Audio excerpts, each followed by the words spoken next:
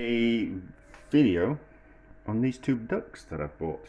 So this might be one video, this might be two videos, might be three videos. I've been invited to a birthday party. This person has substantial amount of money. So what do you get someone who has a substantial amount of money who could buy anything that they really kind of quite wanted? Well, you make them something. So I decided I'm going to do some Confit Duck legs. And I couldn't just buy duck legs in the supermarket. Well, I could have gone to another supermarket and no doubt and found some duck. Oh, that's interesting. And found some duck legs in another supermarket. But how many supermarkets and how many places do you go around hunting for exactly what you want when you go in the first supermarket and you can just buy whole ducks in there and just cut the... That's interesting as well. Just cut the legs off a whole duck and then do something else with the breast. So this might be a... And then I was... Yeah, so this might be two videos, it might be one video. We'll kind of quite see. But I was thinking that I'd quite like to have a go at... I saw Theo Randall make a duck ragu, and I wouldn't mind having a go at that. So we're going to confit the duck legs, and we're going to use the breast to make the duck ragu, I think. And then I think. So I was reminded of one of the chefs that I worked for. Because they were talking, I was listening to podcasts and they were talking about Gary Rhodes, and one of my mates, is he a friend? Debatable. A chef that I worked with went to work for Gary Rhodes, and he did like a gooseneck sausage, like way before I ever kind of saw it on Hugh Fearnley Whittingstall kind of doing it, and I was reminded of that chef, and I kind of thought maybe we could do a duck neck sausage. So we might just kind of cut that skin off, maybe do something with that. So we're going to remove these duck legs. So we press on the back there in the oystery part there, and it just dislocates the duck leg from the carcass, and then we'll just cut round. It's a while since I do these type of things, so it will be just me kind of winging it. We want to get into the oyster, and then we want to draw the knife round that bit of bone there, and then across there like that, and then we have a duck leg. We don't want that bit of bone, so we'll just take that off there. Now I want to leave that fat on, because part of the best bit of confit duck leg is the crispy skin. So if we leave that bit of skin on there, that'll crisp up beautifully. So we'll do the other one, and then you can kind of quite see. So just slice in there like that, so we can see in the meat. We know the oyster is there, so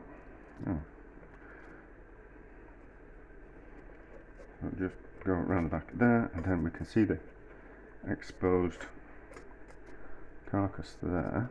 So that's the carcass there. We can see the rib bones, so we can just cut around there. I don't do this on a regular basis to be good at this, so I kind of think I am therefore the perfect person to show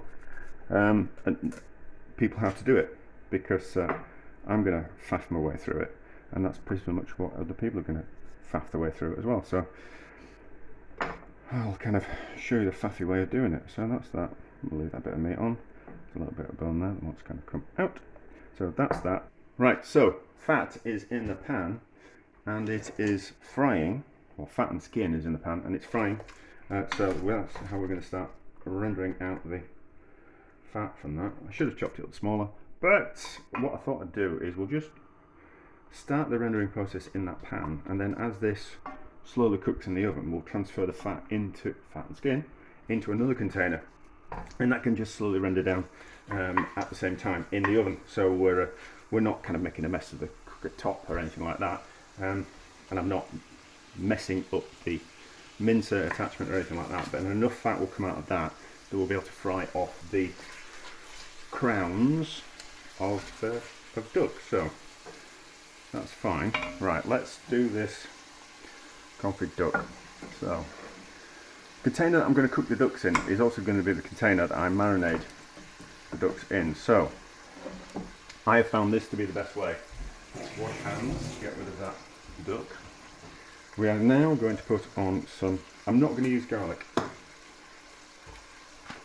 because I didn't want to have to buy a bulb of garlic, so there we go, and I wouldn't have used it for anything else. So salt the underside of those duck legs, not a huge amount, I have got a proper recipe somewhere, but just that amount of there, and then pepper, and then sprig of thyme from the garden on each. Oh no, actually what we'll do is we'll just do that like that. This smell of duck and thyme reminds me of the restaurant that I worked in with the chef who went off to work for Gary Rhodes. Latterly he went and won himself a Michelin star, did this chef. When I say do I regard him as a friend, it's kind of a difficult one because he was quite a prickly person and didn't like a lot of people. So I don't know if he would have regarded me as a friend. Probably would have remembered me because it was a particularly notable time in both our lives. But I'm not entirely sure he would regard me as a friend. So then, salt on the other ducks like that.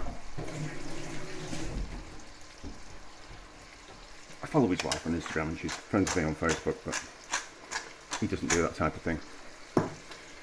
So then, that side down on top of the meat side like that.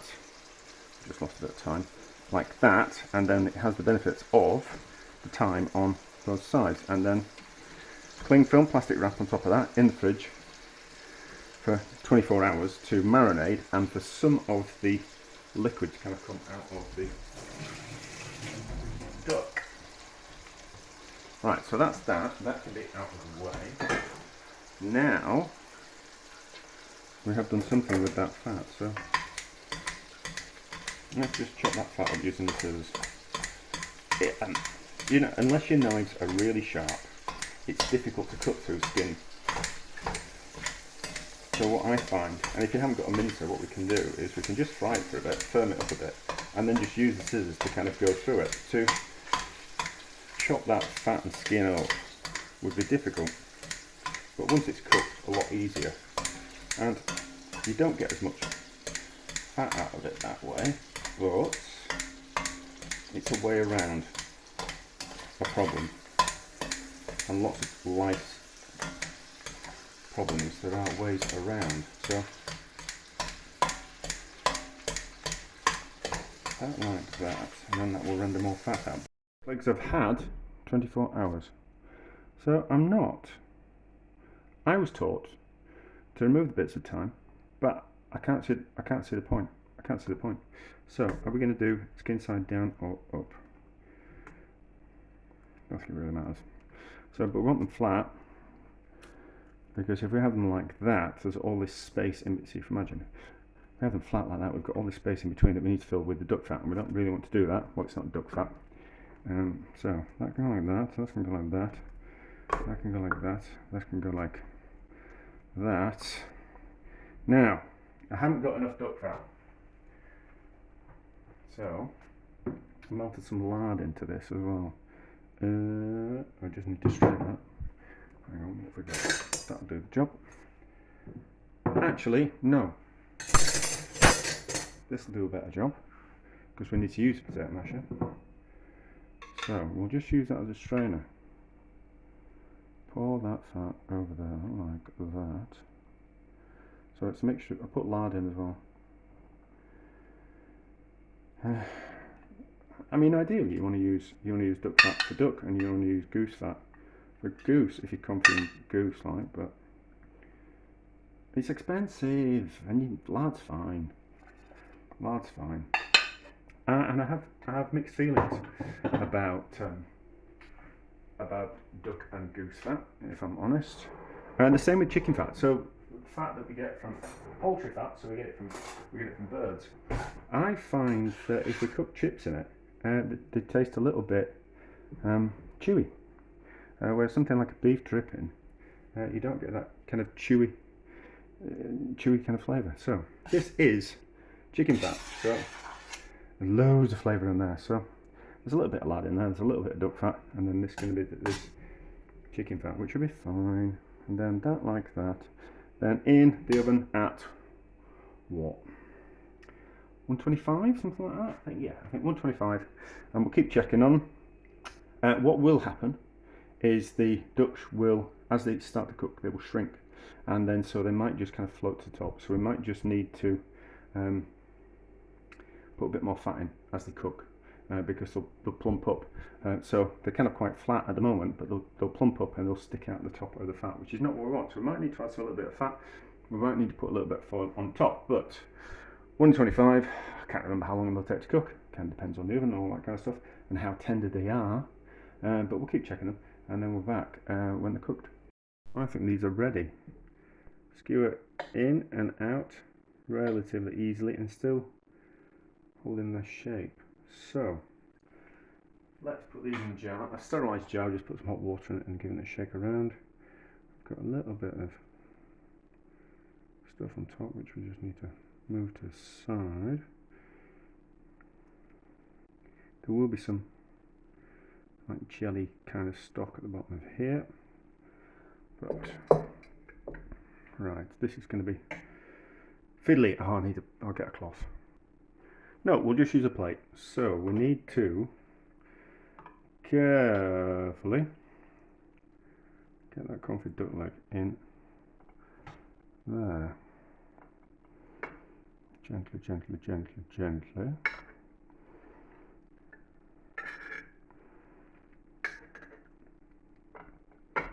If we just whip that, I should have taken those off before we started. Whip them off with the scissors.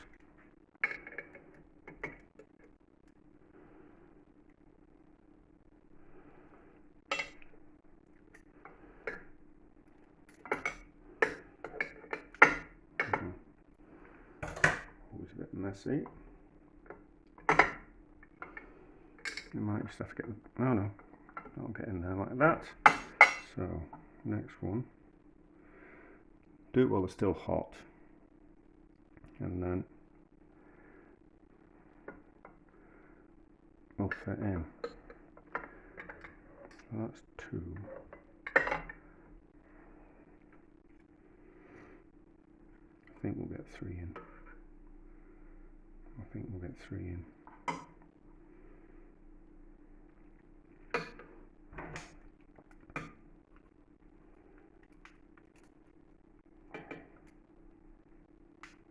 We might get 4 in if we put them in. No, I don't think so.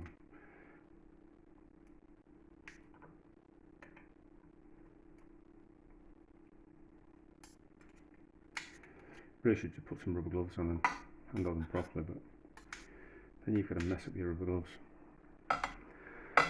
There's no easy way to do it, in all honesty. I think it's the path of least making a mess that I'm trying to go for.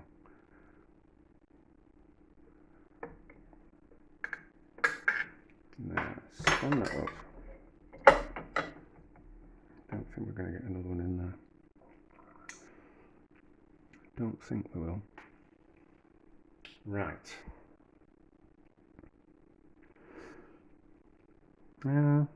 Let's just see, hang on. Just what I did do is I just whipped off the those bits with a pair of clean pliers. Made sure I boiled them in some water, and that's just got rid of those. So now we need to carefully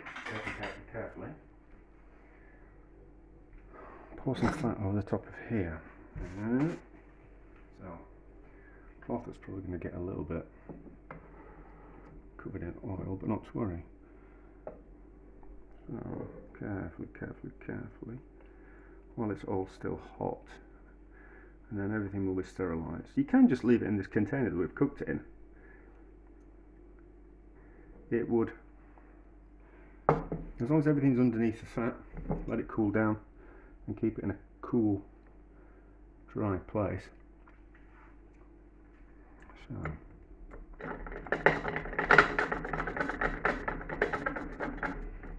give the jar a little shake. little bit more oil, fat. Just jam it underneath there.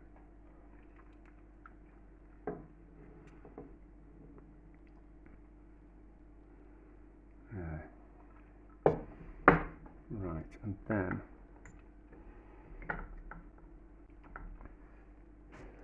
lid on, clamp down. Nothing seems to have spurted out. That's alright. So, if you are not au fait with these, well, everyone calls them killer jars, they're not, the parfait jars. If you're not au fait with these, what happens now is it will create a vacuum seal in there, and even if you use the hinge to kind of open it out, the suction will keep it all together. So what you need to do is, see that little lip there, what you need to do is when you want to open it, you pull that and it breaks the seal and then you can get it open. But anyway, so we'll let that go cold and then we'll be able to give that to my friend next week for his 80th birthday, and I'm sure he will love 4 Confit Duck legs and another present I've made him as well. Anyway, that's how you do Confit Duck legs, and that's how you put them in a parfait jar. You don't need to, you can just leave them in that tray and keep them stored in a cool place, and they'll keep for quite a few months. But anyway, a success of duck dishes.